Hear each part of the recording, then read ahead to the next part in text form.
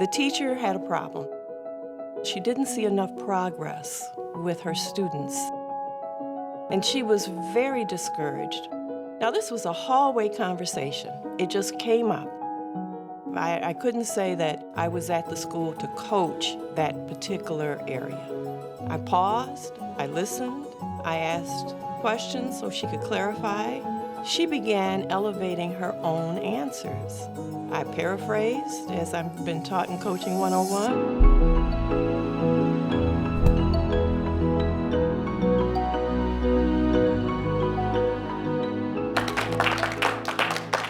Thank you for joining us for this presentation. Hello, welcome to Coaching 101. Coaching 101 is a unique coaching approach for improving teacher practice to increase student achievement. I've been teacher, coach, administrator, staff developer, have seen many wonderful programs being implemented, and have seen many changes initiated by the Michigan Department of Education and implemented by Michigan State University Office of K-12 Outreach. The insight about this work came when I had the experience of being coached by a skillful mediator. Educational coaching is defined as a transparent practice of providing instructional support to school personnel, and I wanted to know more about that style of coaching when it occurred to mediate thinking, clarify goals, and build capacity for the purpose of increasing student achievement, which Coaching 101 is based on. The focus of Coaching 101 model is on mediation of thinking. And the reason we chose the model of mediation is because of the power that it provides for anyone being coached to facilitate instructional improvement in the classroom by having coaching conversations. Coaching 101 offers a very powerful model and approach to transforming teachers' thinking. Grounded in research and refined over many years, Coaching 101 is committed to training coaches to become highly skilled as mediators so that our teachers will begin and continue to make a major difference. Coaching 101 has become a powerful approach to changing practice in the classrooms.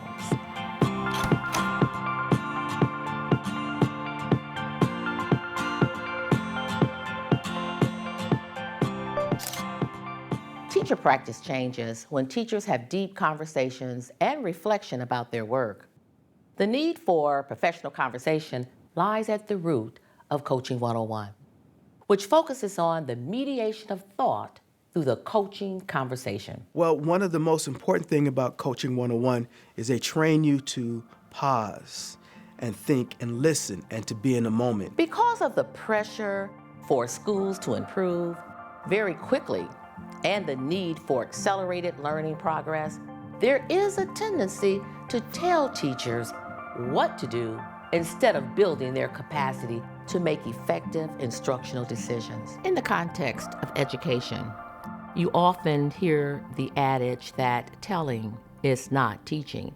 And yet, in many of our classrooms, and the way teachers receive support flows through a telling paradigm. Research tells us that if teachers do not make their own instructional decisions, it doesn't create a space for them to think deeply about the knowledge and skills that they bring to the learning situation. They're far less likely to make deep and lasting changes in their instructional practice. And in many instances, they need time just to stop and think, and having a thinking partner helps to facilitate that. And typically what happens when you listen to someone totally and all the things that they present to you, you wind up learning something. And in that way, you can help guide or mediate their thinking or whatever they're going through in a way that's affirming to their identity because they're coming up with the answers on their own. So Coaching 101 is committed to creating a process, a methodology that will assist our coaches in assisting our teachers so that our students will be the beneficiaries of this process.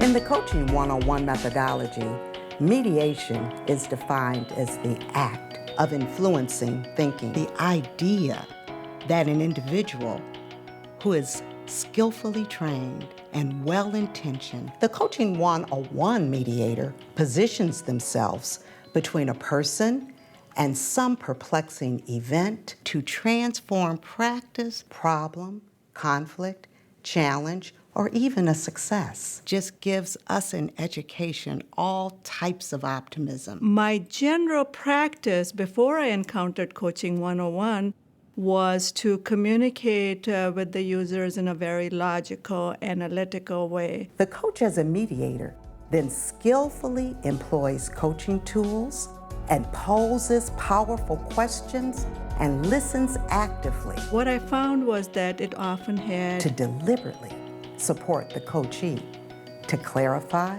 refine, unintended consequence of intimidating people. modify, or shift thinking to be responsive to all their students. We know that the learner or the student or coachee has that opportunity to tap into their own internal resources to change and to grow. Paraphrasing or asking clarifying questions, those were tools that I used. We're able to train and highlight these very intricate skills to mediate thinking. It's really very valuable. Coaching 101 is built on a strong belief that teachers have both the capacity and desire, actually can transform one's practice for the benefit of their students.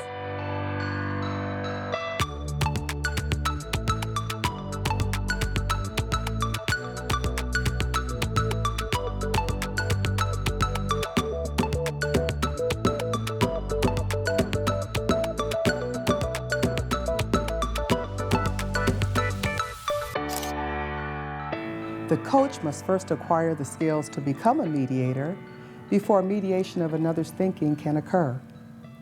The foundation of mediation is belief in unlimited capacity that anyone can be mediated. The coach must learn how to be totally present with themselves by developing internal skills.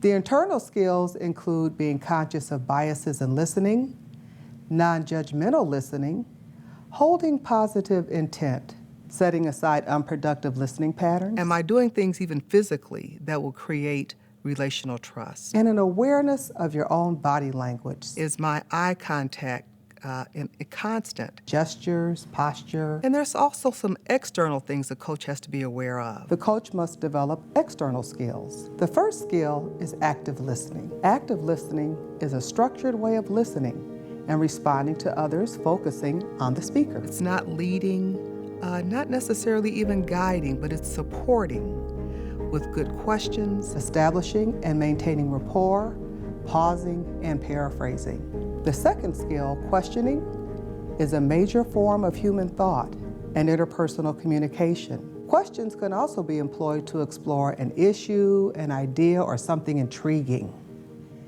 There are 3 types of questions. Probing for specificity narrows the thinking to elicit concrete details. Inquiry questions expand thinking for the purpose of generating new ideas, possibilities, and making new connections. Clarifying questions elicit elaboration and a shared understanding of vague ideas or terms with multiple meanings. After these skills are honed, then the coach can assume the identity of a mediator, one who stands in between the coachee and their thinking. So mediation is a tool that takes great skill. It takes practice. And it also takes a deep-held belief that the person that you're coaching has the ability to come upon a solution on their own. Let's take a look at a coaching conversation. Well, hello, Principal Beverly. I'm so glad to see you this afternoon. What did you want to talk about today? Recently, I've participated in Coaching 101 and wanted to discuss how it has impacted my feedback with teachers in my school. So you've been having coaching conversations and giving them feedback. Tell me a little more about the feedback you're looking for. Prior to going to Coaching 101, my feedback with teachers had been very prescriptive. In terms of mediation, I think that it's easy for a school leader to prescribe solutions for their staff. Seeing myself as the instructional leader in the building, I was going into classrooms, doing walkthroughs, doing observations, and my feedback was generally what I wanted to see happen in classrooms, trying to take a more of an authoritative instructional role. So your training in Coaching 101 has been impactful for you and your teachers, in that you're less prescriptive, focused with what you thought should happen in the classroom. But now you're seeing that needs to change. Mediation is a powerful tool that a coach can use, and it can be transformative to a teacher's practice. It can transform the way they make decisions about what they will do, and it can also transform how they reflect on the work they've done with students. So as you're thinking about the skills you've gained in Coaching 101, what are some of the impact that that's had on your teachers and on their instruction? I would say that my teachers have become more open, and I think the Coaching 101 process has allowed for me to want to be more collaborative, and the skills that I learned in Coaching 101 have provided me with a skill set for mediating thinking, going deeper with conversations with my teachers, specifically around their instructional practice, and giving them a space to take ownership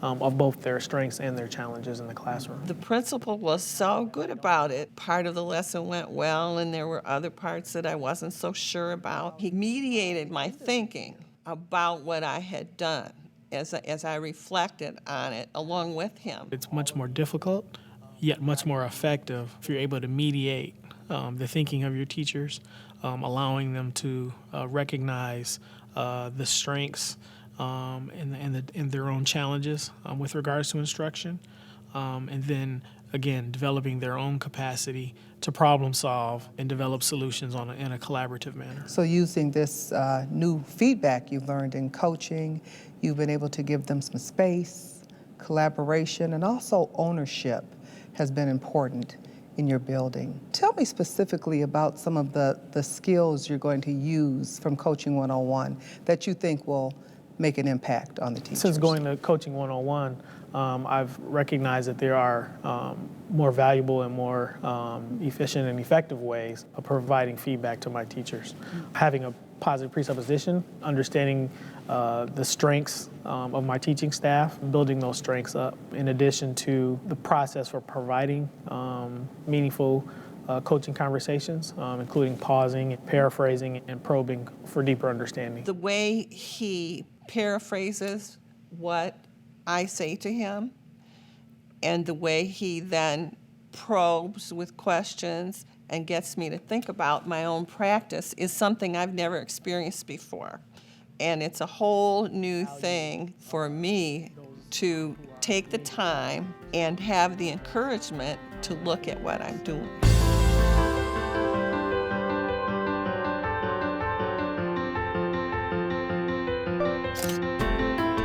Why Coaching 101?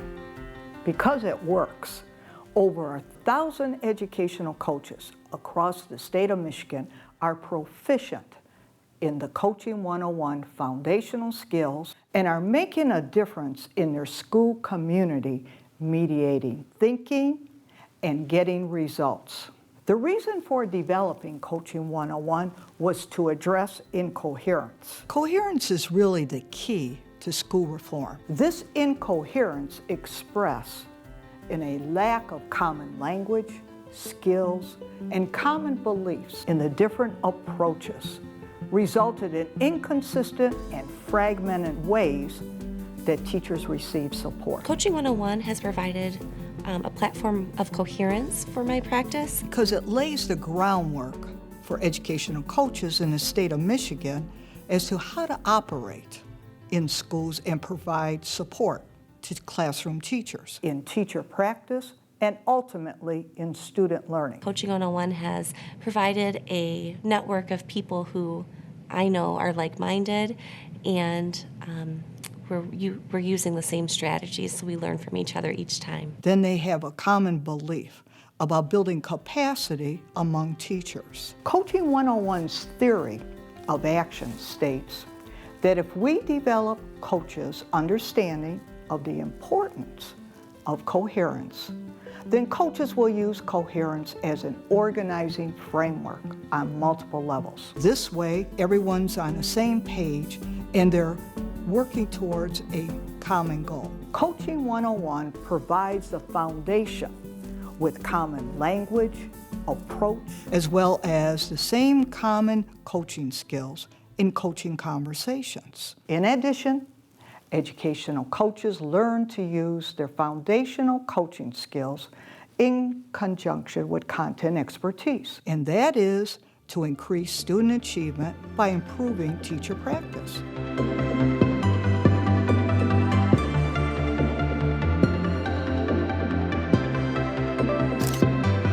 Welcome back. I hope you enjoyed your sessions. Coaching 101 teaches the foundational knowledge and skills required to be an educational coach. With the current accountability press in education, the need for professional conversation is essential if we are to have teachers who successfully navigate the complexities of the instructional core, the heart of teaching and learning. Well, now more than ever, there's such an urgency to get student achievement results. It is in this arena that Coaching 101 makes its greatest contribution. Professional conversation lies at the root of Coaching 101, which focuses on mediation of thought through the coaching conversation. And I think it pushes us to think that just going in and giving people ideas of what to do is the way to get those results. While the coach utilizes a non-directive, non-telling approach, issues related to curriculum, subject matter knowledge, and instruction are in no way left unaddressed.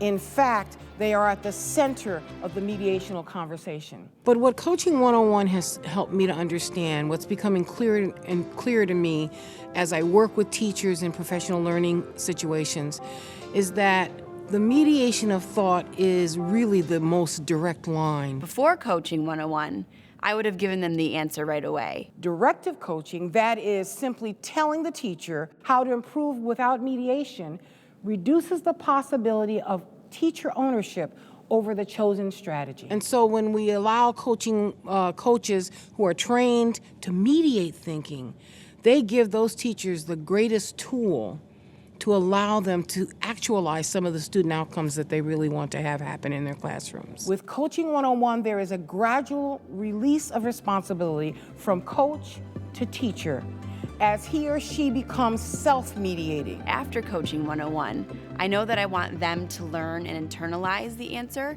so I use my coaching skills to walk them through finding a solution or determining an answer so that they can learn what the answer is, and when they have future questions, they can use those skills to be more autonomous in their researching. Self-mediating teachers continuously analyze their instructional decisions and behaviors in light of the learning outcomes achieved by their students. They're clear about their thinking, they're clear about the paths they want to take to help students get there.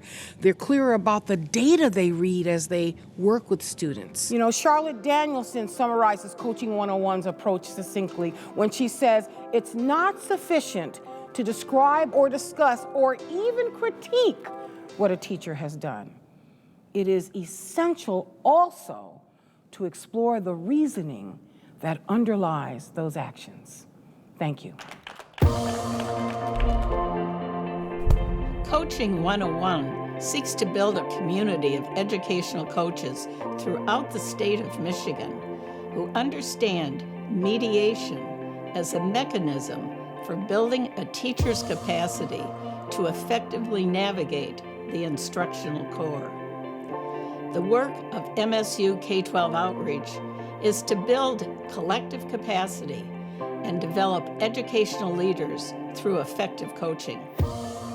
We believe that teachers must hone their ability to think critically about instructional content, the student, and the instruction in order to produce students who are effective critical thinkers and strong learners.